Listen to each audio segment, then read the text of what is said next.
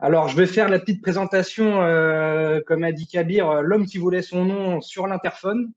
Donc, c'est une histoire toute personnelle. L'homme en question, il se trouve que c'est moi et que j'y ai passé un petit peu de temps. Donc, voilà, c'est l'homme qui voulait son nom sur l'interphone ou quand l'avarice mène à la connaissance. Donc, à la fin, vous comprendrez sûrement mieux pourquoi j'ai mis ça. Alors, tout a commencé par un déménagement comme les autres. Là-dessus, là-dessus, pas de souci. J'arrive à Rennes, tout se passe bien, je décharge mes cartons, mais derrière, forcément, il se passe d'autres choses. C'est qu'il faut un jour que je mette mon nom sur l'interphone. Donc, j'envoie simplement un mail, un mail au syndic pour dire, bah, écoutez, moi, je viens d'arriver et j'aimerais bien voir mon nom sur l'interphone, comme tout le monde, pour que quand mes potes y viennent, ils puissent sonner chez moi, pour que quand je commande à Uber Eats, ils puissent arriver et que je puisse être au courant sans que ce soit mon voisin qui le récupère. Jusque-là, rien de compliqué.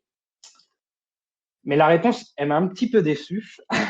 C'est que je n'étais pas au courant, mais c'était payant. Et en plus d'être payant, c'est que c'était à ma charge. C'était pas à la charge de la copropriété, c'était pour ma pomme.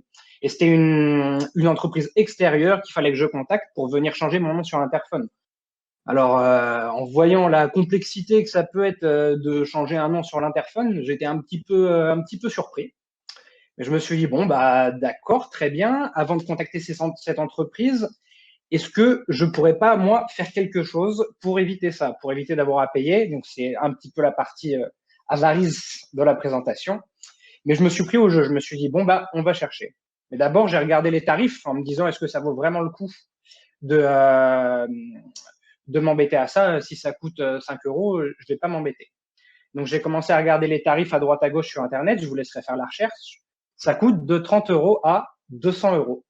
Il y a des syndics un petit peu véreux qui sont liés à des boîtes qui font ça et qui arrivent à facturer ça 200 euros, ce qui est assez dingue. Vous pourrez aller voir, il y a plein de forums qui en parlent. C'est impressionnant le nombre de personnes qui sont confrontées à ce problème. Donc là, j'en étais là, je me disais, OK, ça peut me coûter soit en soi pas très cher, soit un truc vraiment hors de prix. Mais je me disais, bah, 30 euros pour un budget d'étudiant, ça reste quand même quelque chose. Je vais quand même voir si je peux pas, moi, de mon côté, faire quelque chose. Bon, bah, l'interphone, voilà, hein, c'est une interphone somme toute tout à fait banal, rien de complexe. Il n'est pas high-tech, dernier cri, dernière génération, qui demanderait qu'il y ait 8 techniciens qui viennent pour faire quelque chose dessus. Donc voilà. Je me suis dit, bon, bah, il y a peut-être un accès admin sur la platine. Je connais pas le code d'accès, mais il y a peut-être et un code d'accès et un code d'admin. Ce serait pas étonnant, c'est des choses qui arrivent de temps en temps. Mais voilà, ni l'un ni l'autre, je dispose d'aucun code. Et là, bah, il me demande d'entrer un code. Donc, je me dis, bon, on va essayer quelque chose. Le code, il semblait être à 4 chiffres. Quand je passais des numéros, ben, ça me mettait l'erreur au bout de 4 chiffres. Donc, je me suis dit, OK, à 4 chiffres, en gros, il vient détecter si oui ou non ça correspond à la chaîne qu'il attend. Sauf que les codes à 4 chiffres, bah, en général, ils sont pas vraiment aléatoires parce qu'ils vont être mis en place par un humain. Donc, en soi, un code à 4 chiffres, ça fait 10 000 possibilités.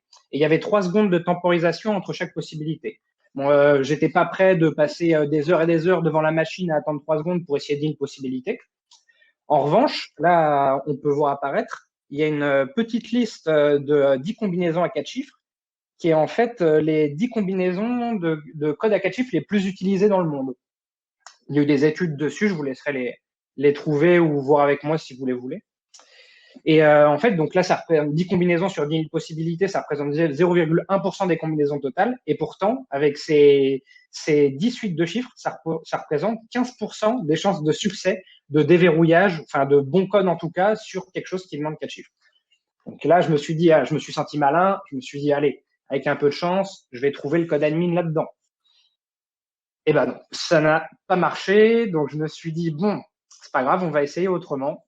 On change de méthode, et on va faire des dorks pour chercher de la documentation. Donc, pour ceux qui ne savent pas ce que c'est des dorks, les dorks, c'est une façon d'utiliser le langage Google pour faire des recherches très précises qui peuvent servir, enfin, qui sont très, très utilisées en infosec, en cybersécurité, que ce soit pour surveiller un parc, pour surveiller les documents qui sortent. Donc là, j'ai voulu l'utiliser à mon avantage en me disant, OK, je vais regarder s'il n'y a pas du manuel constructeur qui aurait fuité ou qui serait mal protégé ou qui laisserait en libre accès simplement. Eh ben, j'ai eu de la chance, j'ai trouvé le manuel qui correspondait à mon type d'interphone, la bonne marque. Il y avait 59 pages. Donc, je l'ai un peu lu en diagonale, on va pas se mentir, surtout qu'il y avait tous les schémas de montage techniques de comment l'installateur fait pour relier les appartements au boîtier central. Voilà, moi j'ai essayé d'aller vite et d'aller à l'essentiel, d'aller à ce qui moi m'intéressait. Et là, j'ai repris espoir très clairement. J'arrive dedans et qu'est-ce que je vois? Ah, il y a un code par défaut. Ah, d'accord, pour passer en mode admin, ce qu'il fallait mettre, c'était étoile avant. Ils vont me redemander le code et je vais pouvoir l'entrer à nouveau. Donc là, je me dis, ah bah, c'est même pas la peine que je continue de lire. Je descends en bas, le code, je vais le mettre, j'aurai accès à la platine, je pourrai changer mon nom sur l'interphone et ça sera parfait.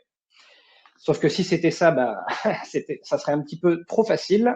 Et ben non, parce que le code par défaut, ce coup-là, ils l'ont changé. Ce qui n'est pas le cas partout, pour avoir pu tester sur d'autres interphones chez des amis. C'est vraiment pas le cas partout. Les codes par défaut sur les interphones, c'est très, très, très, très court. Il faut juste connaître le modèle, un peu de recherche, et en général, vous finissez par le trouver. Abattu, mais pas vaincu, un peu quand même. À ce moment-là, je commençais à me dire, bon, bah là, papy, t'as tout essayé. Qu'est-ce que tu peux faire d'autre? Tu peux leur envoyer un mail pour leur demander d'être gentil et de t'envoyer le code admin. Mais vu que c'est leur business, bah non, ils vont te demander de payer, donc tu vas l'avoir dans l'os. Mais qu'est-ce que j'ai fait? Ben, j'ai repris la lecture du manuel que j'avais lu rapidement en diagonale. Et cette fois, je l'ai bien lu.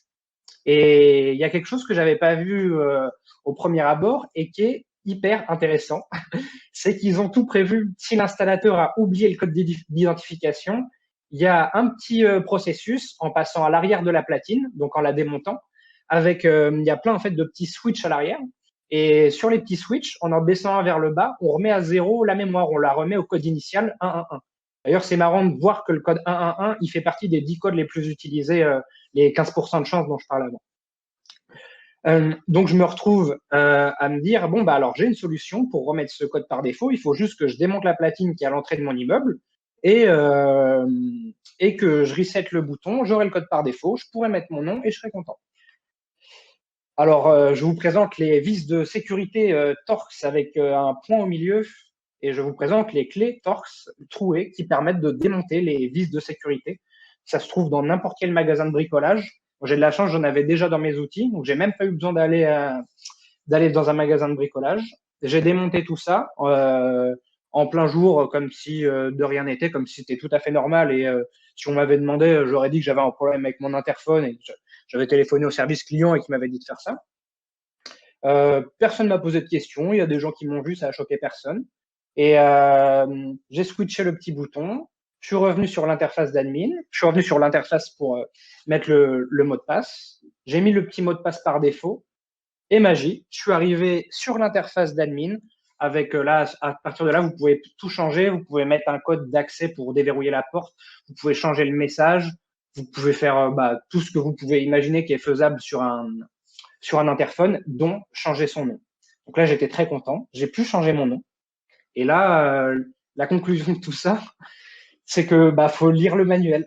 On le répétera jamais assez. Et si le premier coup, j'avais lu en entier tout le manuel, je me serais pas, j'aurais pas eu des sursauts d'espoir à me dire bah non, ça marche pas.